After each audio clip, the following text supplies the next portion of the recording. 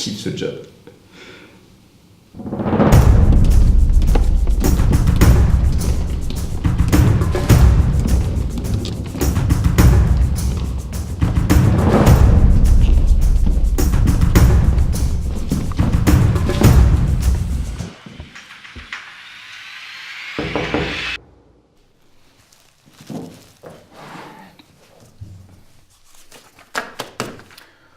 Entrez. Bonjour père. Je suis désolé de vous déranger, je sais que vous êtes très pris, mais j'ai un dossier très urgent à vous remettre. Urgent de type subito. Subito, subito. Facile à dire. Sancto subito, comme ils disent. Très franchement, Père Victorio, vous y croyez, vous, au saint tout de suite? Oui, tout à fait, oui. D'ailleurs, la demande vient de haut. De haut? De haut? De haut de là? Non, de plus haut. De là? Non, de plus haut encore. De l'au-delà. De haut de là. Non mais c'est un jeu de mots, laissez tomber. Dans tous les cas, la communauté chrétienne est très investie dans le dossier et elle aimerait le voir avancer très rapidement. Montrez votre dossier. C'est normal, hein? Il y a déjà une faute? Dès la première page? Non, je crois pas, non. Bah, François, c'est masculin, n'est-ce pas? Tout à fait, oui. L'adjectif s'accordant avec le nom, c'est assis, pas assise. Père, Assise, c'est son village d'origine. C'est très charmant, dans le nord de l'Italie. Bon, mais laissez-moi, je vais regarder ça tout de suite. Merci, père.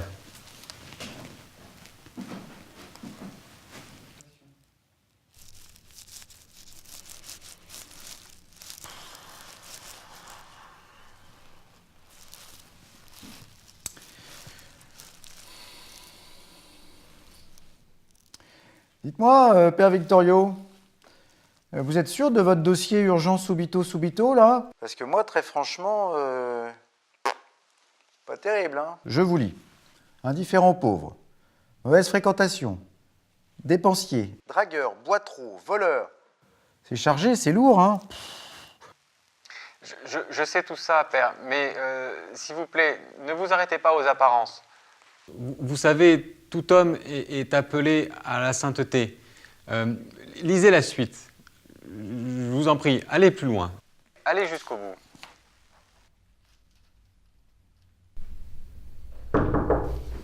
Entrez. Ah, Père Victorio, je vous attendais.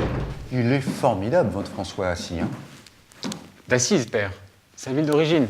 Oui, non, je sais. En fait, c'est pas votre jour sur l'humour, hein? Non, c'est pas votre jour. Non, il est vraiment formidable.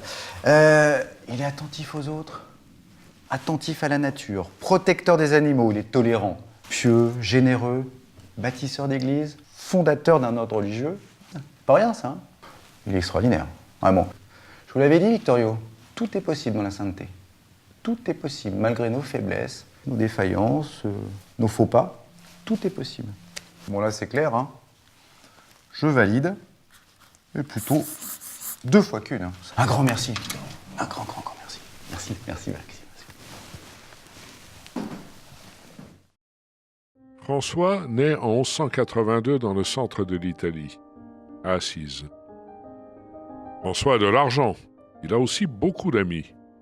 Il rêve de devenir chevalier. Mais sa première expérience est désastreuse. Après un combat, il est jeté en prison. Il y restera 1 an. Puis il tombe malade. Cela le fait réfléchir sur sa vie, qui malgré les fêtes et les copains commence à lui sembler vide. Peu à peu, il prend conscience qu'il y a mieux à faire. À 23 ans, alors que François se promène dans la campagne, il arrive à la petite église de Saint-Damien. Elle est très ancienne et en mauvais état. C'est alors qu'il entend au plus profond de son cœur Jésus qui lui dit « François, relève ma maison qui tombe en ruine. » Il comprend qu'il faut réparer l'église. Pour avoir l'argent nécessaire à la restauration de l'église, François vend les beaux tissus de son père. Quand celui-ci l'apprend, il est furieux. Il ordonne à son fils de lui rendre l'argent. Alors François rompt avec sa famille et décide de vivre comme un pauvre. François découvre à 26 ans, en écoutant l'Évangile, que sa vocation, c'est de vivre exactement comme le Christ. Alors comme Jésus, il part dans les villes, où il parle partout de l'amour de Dieu. François retourne à Assise. Il est habillé comme tous les pauvres, d'une grossière tunique grise, avec un capuchon sur la tête et une corde comme ceinture.